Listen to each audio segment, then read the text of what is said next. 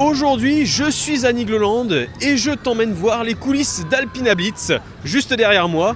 Donc tu vas suivre une petite série d'épisodes, donc c'est parti, on y va. Dans cet épisode, nous continuons le tour de piste d'Alpina Blitz, avec le contrôle des différentes stations. Sur Alpina Blitz, il y a 3 stations, à savoir la gare, le transborder ou table de transfert et les freins finaux. La station, on va venir contrôler les pneus de transit, qu'ils ne soient pas dégonflés ou qu'il n'y ait pas des petits pets. On va contrôler les petits capteurs verts qui soient bien présents. Et du coup, là, on retrouve les frotteurs qui sont sur le rail. Il y en avait sous le train, c'est ce qui va nous permettre de faire le déverrouillage des harnais. C'est pour ça, comme je disais, quand ils sont sales, du coup, ça bloque la traction, on ne peut plus ouvrir, déverrouiller. On va faire ça sur tout le long, transborder, et après, on va contrôler la zone de frein.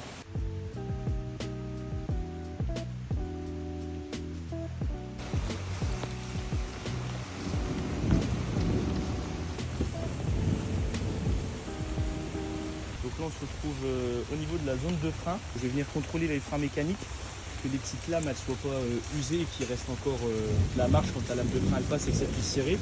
Qu'il n'y ait pas un objet qui soit pris dedans. Souvent c'est des lunettes de soleil, téléphone, ou même vu qu'on est près des arbres, des branches.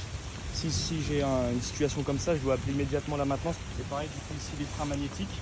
La différence entre les freins magnétiques et freins mécaniques, magnétiques ils vont juste ralentir le train, mécaniques ils vont venir le stopper en cas d'arrêt d'urgence. Parce que tous les petits boîtiers soient bien fermés, qu'ils ne soient pas ouverts. Et on va contrôler aussi qu'on n'entende pas une fuite d'air plutôt.